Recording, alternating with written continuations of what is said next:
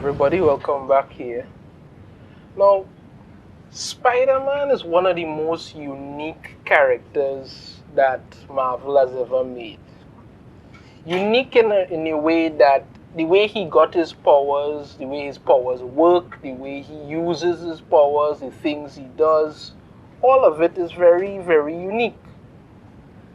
Now, one of the things that again, as I say, the way he got his powers and all of that is that the whole fact of it was it came about by accident. And from that point onwards, as he moved along, he learned lessons, he did certain things, all these things to eventually become a hero. Now, while I have no problem, I shouldn't say no problem, while I have no, I shouldn't, okay, when they use things like multiverse theory in comics or time travel, while I have no problem with it being used once, maybe twice to set up some sort of premise or set up something like that, I don't have a problem with that. When it becomes a running gag that keeps being used over and over and over again, then I have a problem with it. Now, when they did the whole Spider-Man thing with the web of life and all this sort of thing, like different Spider-Man, which is according to Multiverse, okay, that wasn't bad. But that should have been a one-off and just been left alone. But then, we end up with the ultimate Spider-Man, the ultimate Marvel universe. We get Ultimate Spider-Man, who was Miles Morales.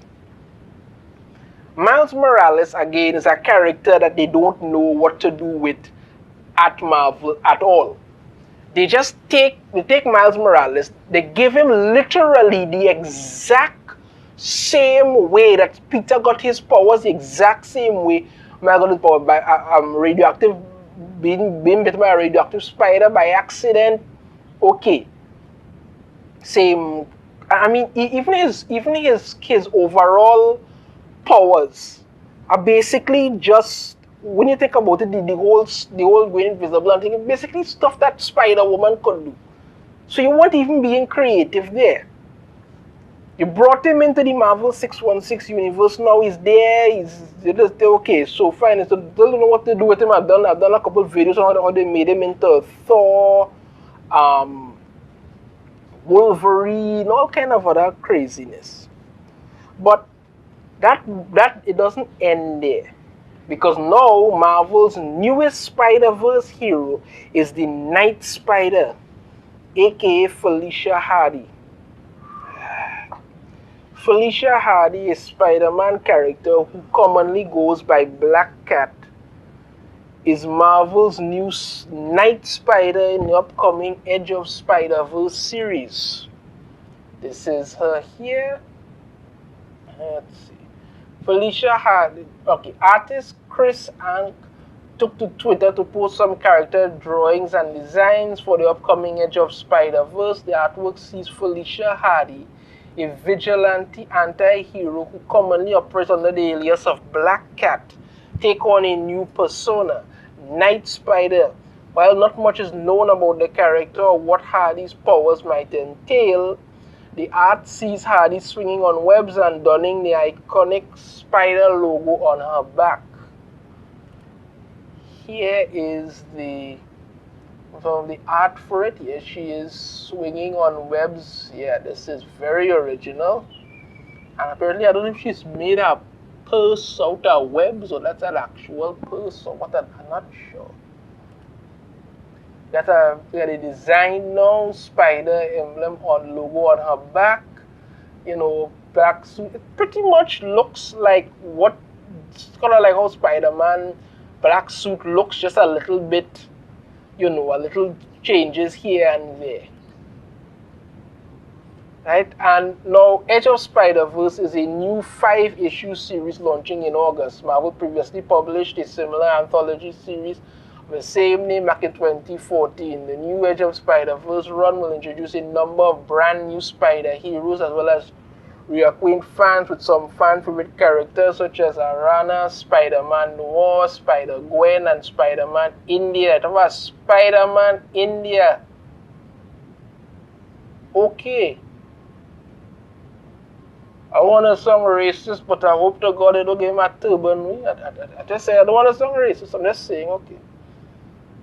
Each issue will contain 3 separate stories full of new debuts and surprises. Later in 2022, Marvel and Dan Slott will then debut End of the Spider-Verse, which marks the concluding chapter of Spider-Verse story.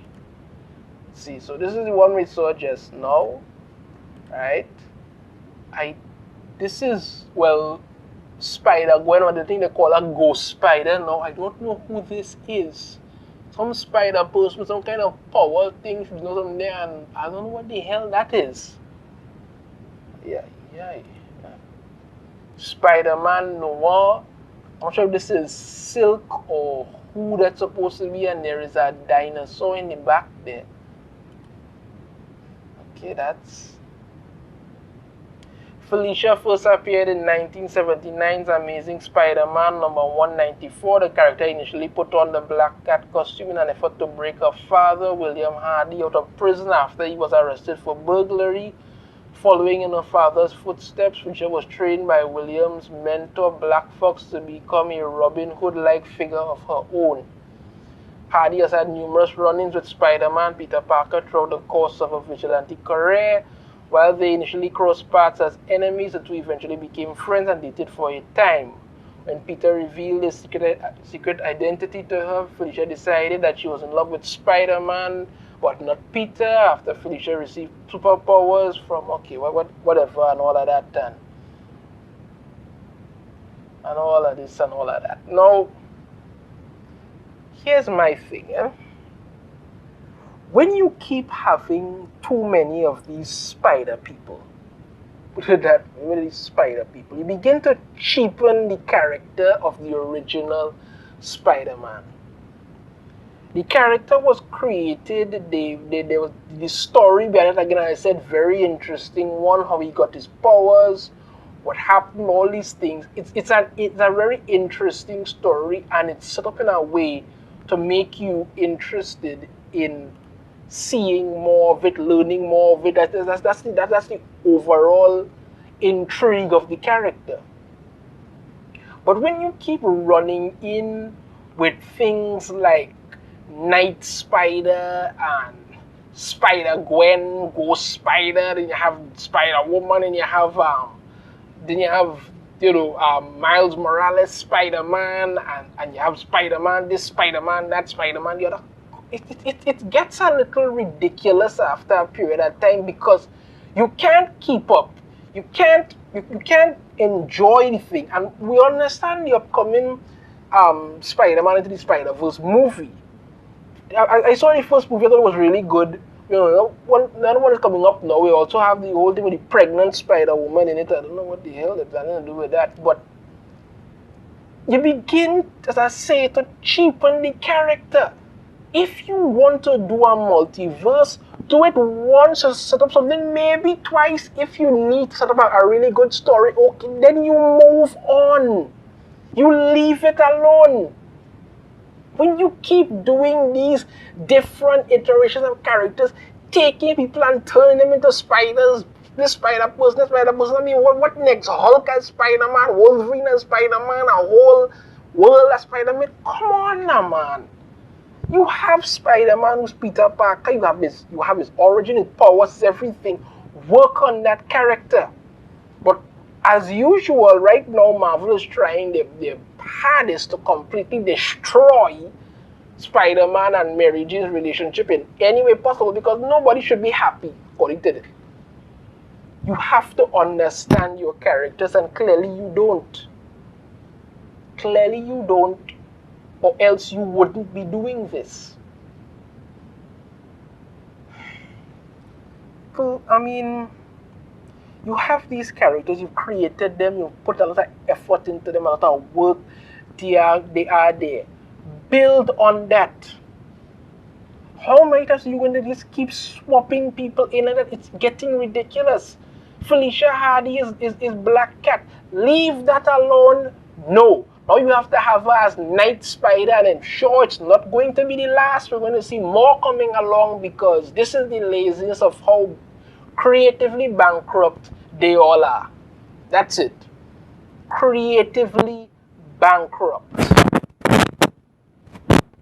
People, this is what we're getting. This is it. Let me that is giving you the update. You know, Night Spider, aka Felicia Hardy. Take from that what you will. If you like the video, be sure to hit that thumbs up, subscribe if you haven't already, ring the notification bell to be notified every time I put out a new video, and I shall see you all next time. Take care.